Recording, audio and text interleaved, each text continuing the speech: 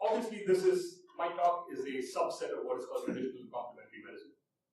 I am second to none in my belief that traditional and complementary medicine is riddled with hearsay, confirmation bias, and superstition. It is my very strong opinion that 95 or maybe even 99% of traditional medicine is nonsense and bogus. But that does not mean that all of it is junk. And my kind of idea about this is when we dismiss it, we shouldn't be throwing out the baby with the bathwater when it comes to traditional medicine. Before we start, I have a brief exercise. Humor me for this. I wanted to do 45 seconds, but let's just do 30 seconds. I have my watch right here. Can you blank out your mind and basically have no thoughts whatsoever? Go.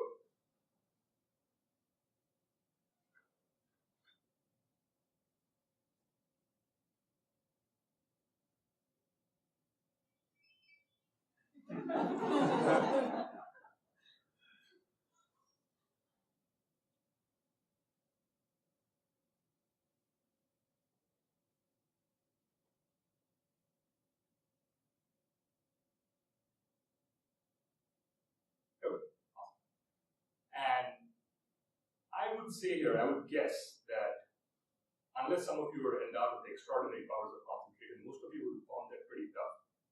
Because the common experience is that even if you want to think about nothing, some thoughts are always going to intrude upon your consciousness. And it's like when you tell somebody not to think about an elephant, the first thing they would think about is an elephant.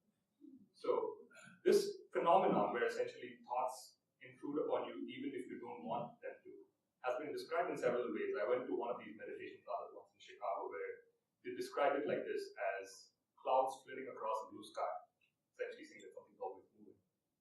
And the other way it's been described is as a still lake but with ripples forming on it because of droplets of water. So the image that is being conveyed by both of these is a essentially flat surface which is continuously in motion because of some activity. So, which I think is very fascinating because this ties in very closely to a definition for yoga that was given in this book called the Yoga Sutra in 200 AD. Yoga Chitta Vritti Nirodha, which translated essentially means yoga, mind whirling, stop it. So yoga was defined as a practice to stop your mind from moving around. So yoga and meditation are basically defined as practices for better mental control. Their basic premise is that your nervous system can be changed with repetitive effort. It's kind of like saying that your mind is a muscle and you exercise it, it can grow stronger. There's several practices of yoga and meditation throughout the world. There's common themes to all these practices, but each of them may emphasize a different area. So I have addressed them in combination because I think it is very difficult to get individual information about each practice. So I would say the first thing that I'd like to talk about is the effects on brain structure, which as neurologists, we are of course something which we deal with every day. Here's one MRI study from the National Institute of Health and the McGill University, published in 2015 in Frontiers in Human Neuroscience. They looked at 14 yoga practitioners versus 14 controls. They looked at whole brain gray matter. In most normal people, there is a significant decline with age in whole brain gray matter, and they found this in their controls as well. However, they did not find a significant negative relationship in the yoga group. So this graph basically represents that. The open circles are the controls, and the closed black dots are the yoga group. So no significant relationship. Even more interesting, a greater duration of yoga practice actually led to increased cortical gray matter in 4 areas in particular: left orbital frontal, left insula, the frontal opercular, and the right temporal lobe. And moving on from structure to function, looking at brain networks, the best studied, of course, is the default mode network, which is one of the resting state networks. And this is a network which is something which is active when you are at rest, basically just sitting there maybe with your eyes closed, not thinking about anything. It is supposed to be involved in processes such as self-related thinking, introspection, social cognition, and mind wandering. Increased activity of the default mode network, as represented in this figure, has been found in autism, schizophrenia, and depressive rumination. So those of our friends from psychiatry who deal with these people on a daily basis, they can see that People with depression and schizophrenia, for instance, seem to have a lot of things going on. Their inner voice is very strong. In schizophrenia, you hear multiple inner voices. In depression, your inner voice is very strong and keeps telling you that something is wrong with your life and so on. At the same time, you can see decreased activity of the default mode network in a few conditions. Alzheimer's disease is prominent amongst the stuff that we do on a daily basis, and normal aging as well. When it comes to meditation in the default mode network, the fascinating finding has been that open monitoring meditation decreases default mode network activity and connectivity. In fact, it has been proposed in some studies that the default mode network can be used as a biomarker for the efficacy of open monitoring forms of meditation, primarily like mindfulness meditation. Also interesting is that antipsychotics and antidepressants have both been shown to decrease default mode network connectivity, and the decrease correlates with the degree of clinical improvement. But then you might ask, what about Alzheimer's and aging, where the direction of problem in the default mode network is the opposite, where there's actually decrease to begin with? And it has also been shown that donepezil can stabilize or increase connectivity in Alzheimer's.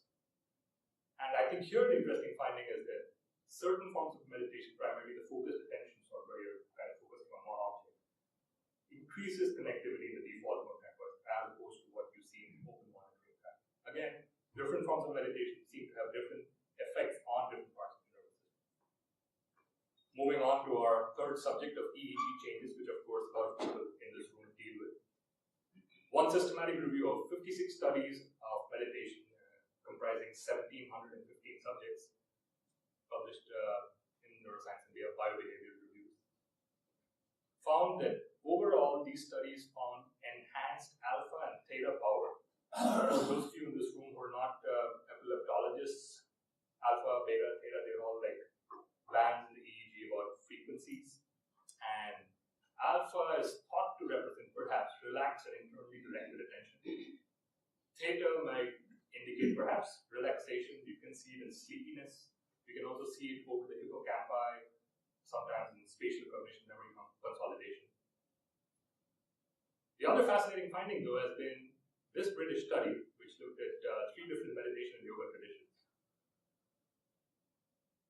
That graph on the right, the blue line on the bottom is EEG power in controls. The 3 colored lines on the top are 3 different meditation and yoga traditions.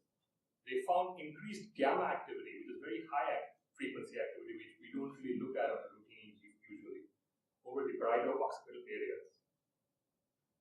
The kind of catch here was that this comprised only advanced practitioners, and this finding has also been noted in other researchers' publications, where the increase in gamma is primarily detected in people who have been meditating for 10 or 20 years. So, as I've shown in the previous slide, where a greater duration of practice seemed to correlate with increased structural change, it appears that EEG changes also are more prominent in people who've been meditating for longer times.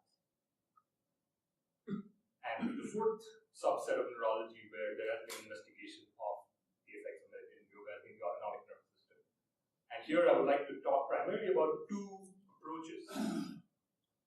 One is heart rate variability.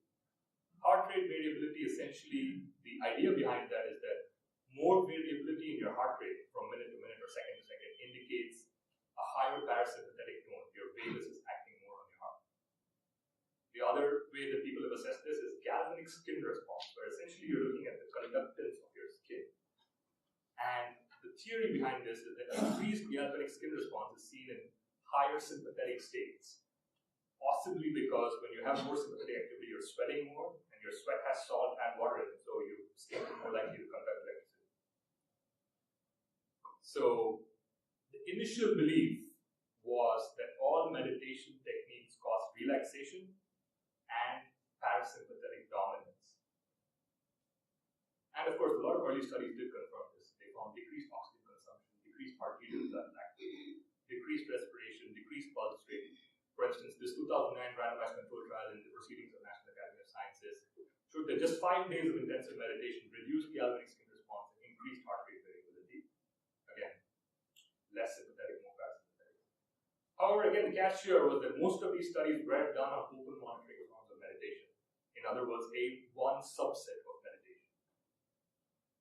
There have been a few other studies that have shown that some variants of meditation can elicit arousal, increases in heart rate, increases in galvanic skin response. And you might be justified in asking what the point of that is. Like, isn't the entire point of meditation to calm yourself down and just be like really relaxed? But these studies also show that people who did these forms of meditation that increase showed a dramatic improvement in performance on cognitive tasks, especially those requiring visual attention.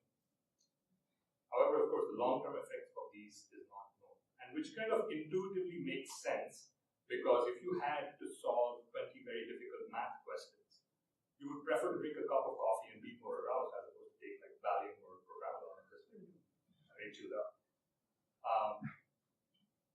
And here's a fascinating trick that you can employ at your next party. This very complicated graph, the x-axis prevalence time intervals, the y-axis is core body temperature. For these the investigators from MGH in Singapore, they went to Tibet, I believe, and published this last one. Just 4 meditators. One of them was able to raise their core body temperature seated in one place, purely breathing and focusing on something, from 36 to over 38 degrees Celsius, so into the fever range. And this has been traditionally it has been called as a practice which you use to dry a wet cloth that is wrapped around you. But this was perhaps the first indication that something like this is actually physiologically possible. And moving on to another very important topic, emotion processing. A lot of studies have been done on anxiety, depression, and pain, and even though we have some of our psychiatry friends here, I'm not going to go into that because it's not purely neurology related, and at the same time I find it a little bit hard to tease out the effects of placebo and suggestion from actual outcome. So, but I will talk about this Russian study using event-related potential, which is something you find on EEG. Essentially, they gave people emotional stimuli, and they looked at the EEG spike in response to it. They looked at 20 meditation yoga practitioners versus 20 controls, and they found that in the practitioners, the early event-related potential response was attenuated when you gave them emotional stimuli, but the late response was unchanged.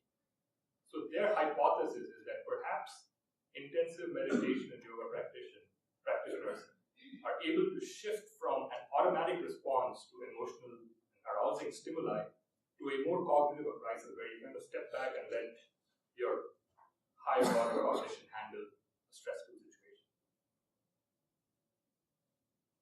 And here I would like to take a brief interlude by showing you the picture of this man and telling you his story. I don't think anybody here probably knows him except perhaps Minnie, because her sister works with this guy. This is Ray Dalio. He's the chairman of Bridgewater, the world's largest hedge fund. Ray Dalio started Bridgewater from his apartment in 1975, and today he manages $150 billion. And as you can imagine, running a hedge fund is a very difficult job. He described it in an interview as some people described working at Bridgewater as being like an intellectual Navy SEAL, because you're just making all these very, very high-value decisions on the fly with very limited information. It's very difficult to predict the future, and you can't afford to get biased by emotions or your boss yelling at you or what your wife said to you this morning.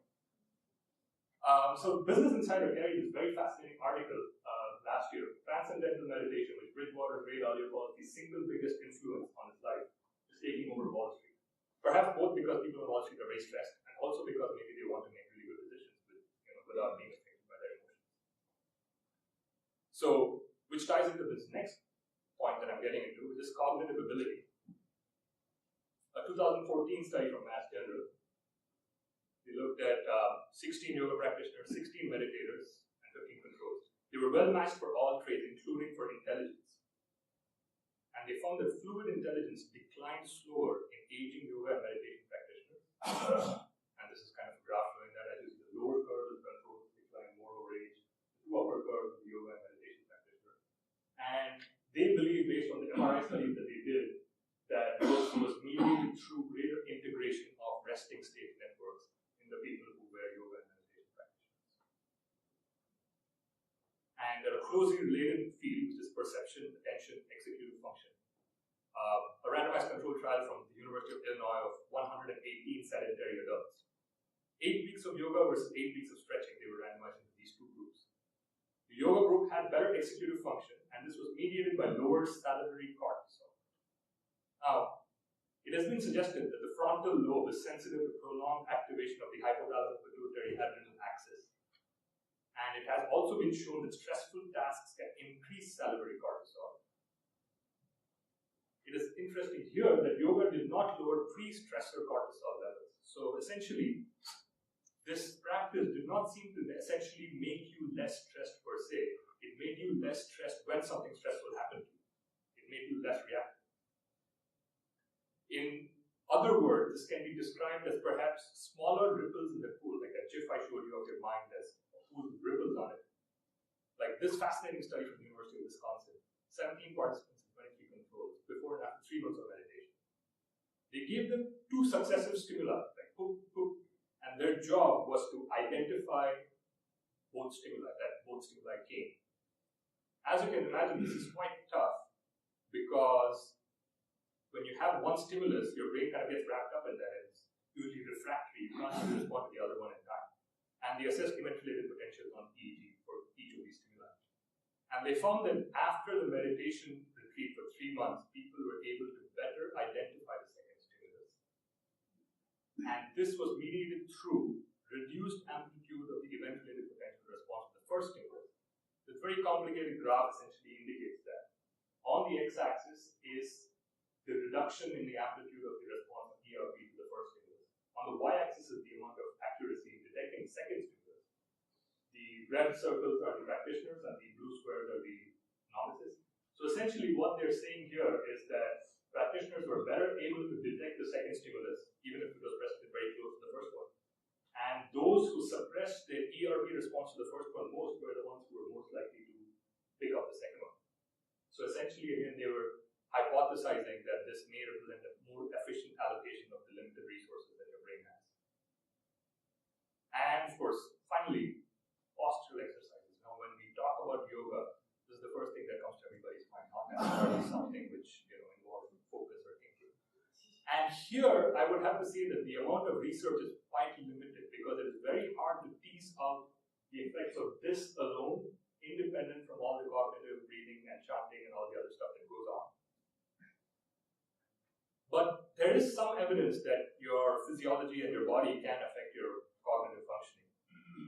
In philosophy, this theory is known as embodied cognition, and one very fascinating theory in this field is that called the somatic markers hypothesis. This was put forward by Antonio Damasio and his colleagues. Antonio Damasio is a Portuguese neurologist. He currently works at the University of Southern California. He basically postulated that emotional processes guide behavior. He says that emotionally charged events, maybe your heart's beating fast or breathing quicker, these are remembered in some structures of your nervous system, either in your spine or your brainstem or your insula, and then these remembrances are kind of drawn when you are making decisions sometime in the future. I'm going to give you a series of pictures. I want you to tell me which one you think is the boss or which one is probably less stressed, which one is happier. That's a couple of gorillas. Okay, and 2 cartoon figures, not humans at all, like just human animations. 2 monkeys. And here, I've removed all visual cues, so you can't really pick up anything else. It's pure stick figures, a line diagram. Only difference being the posture of the neck and the thorax and what you call the core musculature. And I think the impression that you can draw from this is even us as third-person observers of these figures have the impression that somehow the ones which are kind of hunched over and kind of weak-looking are sadder, probably less, are probably more stressed. And that's why I was really intrigued when I read this article in The Atlantic last year. Why one neuroscientist started blasting his core. For those of you who don't spend much time in the gym, the core is supposed to be like this one. So the subtext was a new anatomical understanding of how movement controls the body's stress response system. And this wasn't just a journalist writing it. It was James Hamlin. James Hamlin is an MD from UCLA and a radiologist who is now a reporter for healthcare related to The Atlantic. So this article was based upon this study published in Proceedings of the National Academy of Sciences in 2016 from the University of Pittsburgh Medical Center, where they used transneuronal transport of the rabies virus, which, the rabies virus moves across neurons, so you can use it to check what neurons are connected to one another. And they identified two paths from the motor areas, the motor cortices, to the adrenal medulla, from the frontal, prefrontal, and cingulate area. This was kind of like the money sentence, you might say. We found that the top-down influence over the adrenal medulla by M1, the primary motor cortex, originates largely from its trunk representation. This region of M1 projects the thoracic segments of the spinal cord. So again, like this part of your body, the part of your motor cortex that projects there has direct connections to the adrenal medulla. So this is kind of the end part of my talk. So this is, of course, a representation of the nervous system. I came into neurology and neuroscience per se because I was very fascinated by the nervous system, how it works, and everything that it does. Once I've spent a fair amount of time at UAB in the hospitals, I kind of understood 6 broad ways of looking at the nervous system, or 6 schools of thought, you might say. One, of course, is neurosurgery, where you're treating the brain as basically a lump of flesh, manipulating it. Anesthesia, where you're dealing with a very global picture of the brain, where you're giving people anesthetics to completely damp down their function and then bring them back up again. Neurology probably comes next. We break the brain into like certain subfields or modules and then deal with them individually. And then that person is Ivan Pavlov. Ivan Pavlov is the person who came up with classical conditioning, the famous experiments with the bell and the dog and the salivation. So he was a physiologist, a neurophysiologist who looked at behavior. So moving a little bit into the subjective realm of things, looking at behavior, but still looking at it in a very objective third-person view. And that person, in case some of you don't recognize him, is Carl Jung. Carl Jung was a psychiatrist, very, very subjective in his approach to the nervous system. And then finally, in my opinion, comes things like meditation, which are also very radically subjective and deny essentially the third-person view. And it is my strong understanding or my strong belief that each of these approaches to the nervous system has something to contribute.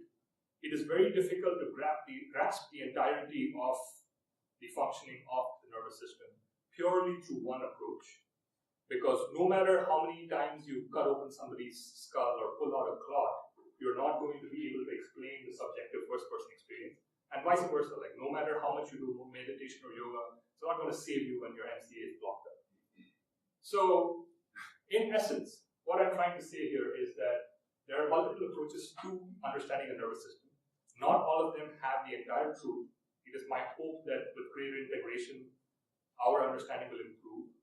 And my feelings, though, are kind of summed up best by this very small poem from a famous American poet. We dance round in a ring and suppose, but the secret sits in the middle and knows. This was by Robert Frost, and I think that really captures my opinion of how all these ways of looking at the nervous system may or may not get us to the ultimate truth, but it's something we can try.